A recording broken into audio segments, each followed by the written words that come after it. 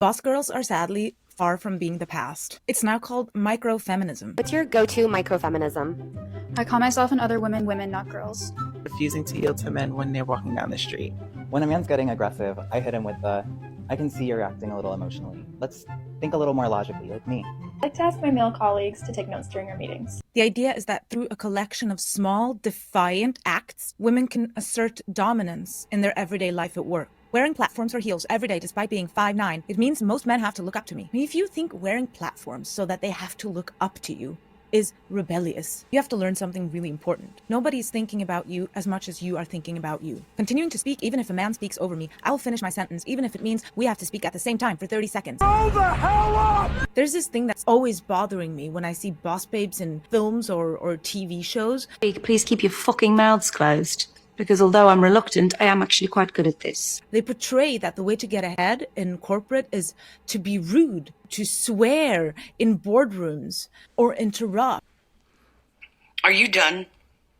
Not being overly friendly during communication and not apologizing unless it's actually needed. You don't need an exclamation mark or a smile emoji in every message. If you're putting happy emojis in every sentence, no wonder they're not respecting you. If not praising men for doing the bare minimum or being overly grateful when they're simply doing their jobs. If you're a boss or you even have team members, you have to encourage the behavior you want to see, even if it's minimal, insufferable. Using typically girly colors to highlight work and its backgrounds on slideshow. Girly colors and slide decks? Where is she working? I've worked in pretty much only female-dominated environment, and nobody uses pink. Most importantly, not taking any from anyone. Be the change you want to see in the world. Yes, please change. Okay, stop.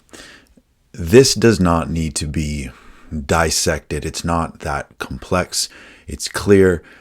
These are not micro-feminisms. These are microaggressions against a perceived enemy. This is simply what happens when a person identifies too deeply with their victimhood that it becomes a personality trait. This is the behavior of someone who deeply lacks a sense of purpose and meaning in life, so they find it in things like running into men on the sidewalk. Normalize not moving out of the way for men that's coming towards you on the sidewalk. I had to stop my experiment so fast because I ran into 3 people. You gotta stop moving for men on the street. Like, for real.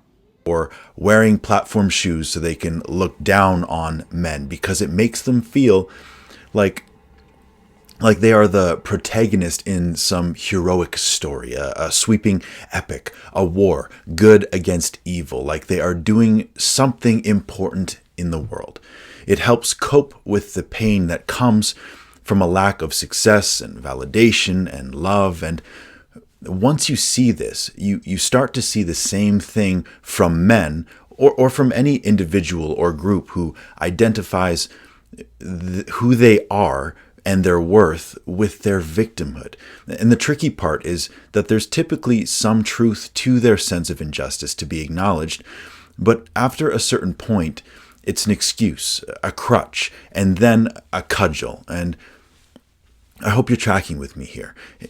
It's no longer black empowerment. It's now guerrilla warfare against the whites in my daily life. My dad's side comes from the slave trade in Mississippi. So I try to cut off one cracker every day in traffic. I'm doing my part. I stopped eating egg whites. I'm yoked. I stopped buying white shoes, black Air Force Energy.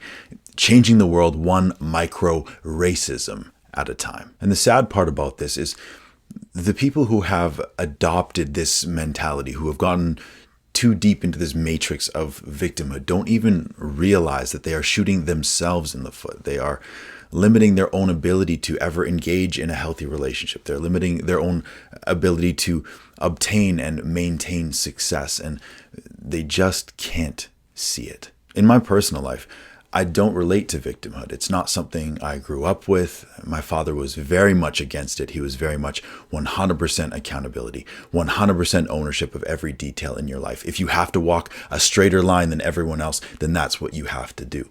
So I think the closest thing that I feel I've ever come to it was I grew up homeschooled, and I loved reading and I loved writing. Yes, I played sports, but I thought this made me a bit of a black sheep as compared to my peers, especially the other boys. And so I had some wounds around masculinity by the time that I reached my 20s. So my micro rebellions or microaggressions against this victimhood, these wounds around masculinity, manifested as playing the role of what I thought it was to be an alpha, which ultimately morphed into seeking my sense of manhood from the validation that I was receiving from women. I know I've taken this conversation way off track, but I hope it encourages application and introspection. Make sure you hit subscribe, and I'll see you all on the next one. Thanks for watching.